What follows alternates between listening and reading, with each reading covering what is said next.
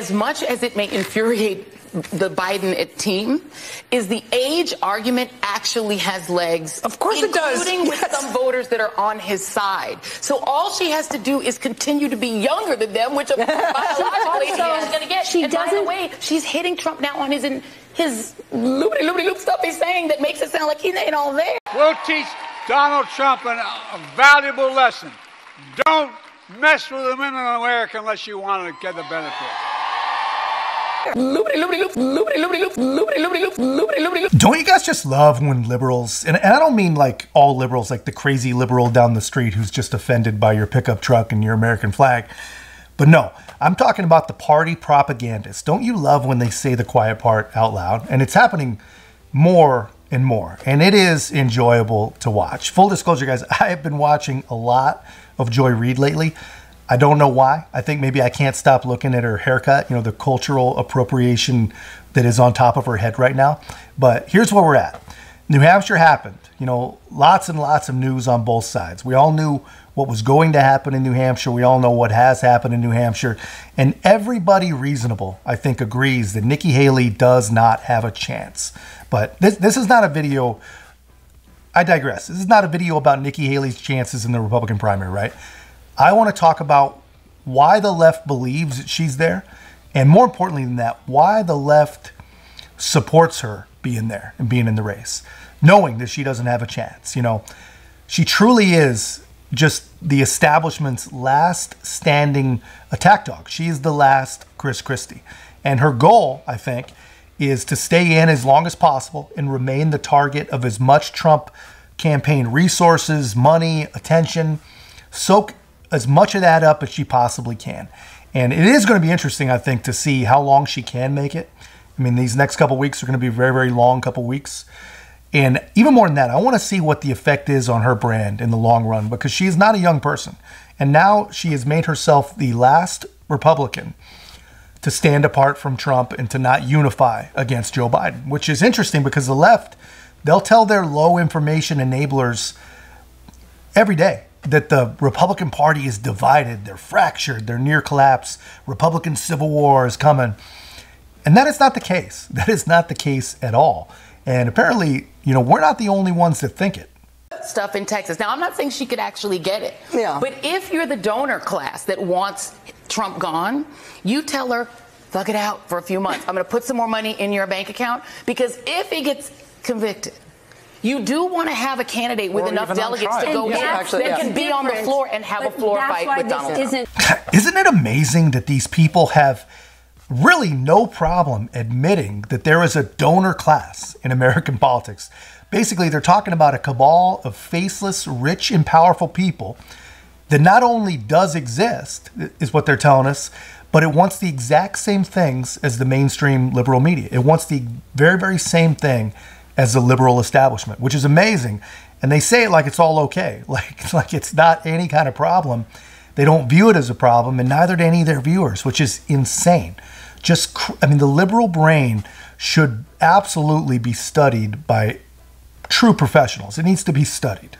The general election is concerned for the Biden campaign. Yeah. Well, I will say, I mean, yes, they're turning to this, and the thing, though, with Nikki Haley saying I'm not getting out yet means the Trump campaign cannot turn to the general election. They have got to spend however long she is going to be in this race. I'm not sure people are really confident that it will be until South Carolina, her home state, which is in several weeks from now. It's a very long stretch of period. It is a real question on what donors are going to do, but it would cause the Trump campaign to still have to keep their attention and their resources on this primary race. Yeah, I mean, so just to say it again, Joy Reid, in collusion, one of their favorite words, with evil Republican donor class, is hoping and praying that the donor class continues to do the bidding of the left and protect Joe Biden, using, of course, Nikki Haley as nothing more than a very, very annoying political weapon.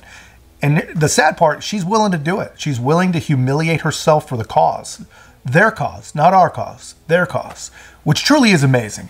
And that's on her, man. That is on her. You know, she is on the side of the people that want to make sure that Donald Trump cannot turn his attention to the general election and start doing the work of saving this world from the absolute and total disaster that is Joe Biden. And, you know, even before he dropped out of the race, Vivek Ramaswamy has been sounding this exact alarm about this exact thing for a long, long time now. Is America first defeating America last? That's what we saw tonight. If you want America last, you can go to Joe Biden. You got another candidate still apparently in the Republican primary. Cut your Social Security to fork over more money to Ukraine so some kleptocrat can buy a bigger house.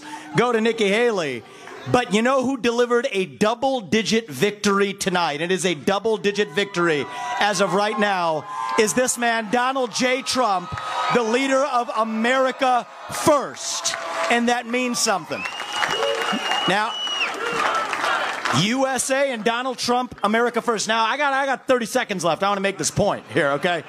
We got to say this. We got to say this right. What we see right now with her continuing in this race is the ugly underbelly of American politics, where the mega donors are trying to do one thing when we the people say another. And it's up to us, to we the people, to at long last say, hell no, we the people create a government that is accountable to us. And we the people have said tonight, we want, again, as we did in Iowa, Donald J. Trump. And so you want to actually speak truth. That's the truth tonight. And the only thing they're rooting for is an ugly thing that we don't want to see happen. That's what these people are rooting for, is playing to say long enough so the Reid Hoffmans and the ugly Democratic George Soros Jr.'s who are funding the lawsuits against Trump can prop up their puppet. We say no to that vision. I say the general election begins tonight, and this man will win it in a landslide. God bless you, Donald J. Trump. Vote Trump, USA. Yeah, so you guys see that from Nashua, New Hampshire. Shout out to MacMulkin Chevrolet, by the way, highest volume Corvette dealer in the world.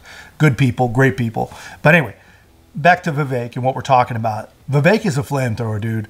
And I hope that he, in fact, I believe that he and others just like him really are the future of the conservative movement, the America First movement. Intelligent, unapologetic, well-spoken, purpose-driven people.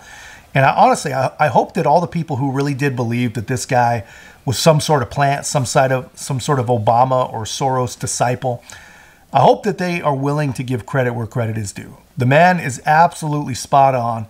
And in case you think this is just some sort of one-off, if this is the first you're seeing this, it's not. The reality is, a lot in the establishment want to see Donald Trump eliminated from competition, eliminated from contention. They see what's happening with the ballot removals. They see what's happening with the Supreme Court reviewing the Colorado decision. Wait to see how that plays out, is the way these people think. Maybe eliminate him via the prosecutions. And so this is a sinister game where many of the people who are paying for those lawsuits against Donald Trump are among the biggest donors to Nikki Haley and her super PACs. And so it's not just that she's sticking around. She's sticking around for very specifically the reality that they want to force, that Donald Trump should get out of this race by force. And I think that that's dead wrong, and I think it's dangerous for the future of our country, which is why I believe it is vital that this primary de facto end tonight decisively with a show of force, which is what I'm trying to do and bring here and what I think this country needs. You know, that really is where we're at. You know, the same powers that are fueling and financing the election interference efforts against America First, because that is what it is. It's not against Donald Trump. It is against America First. It is against you. It is against me. The same people financing that are the same people who are fueling and financing and propping up this embarrassment that is the Nikki Haley presidential campaign.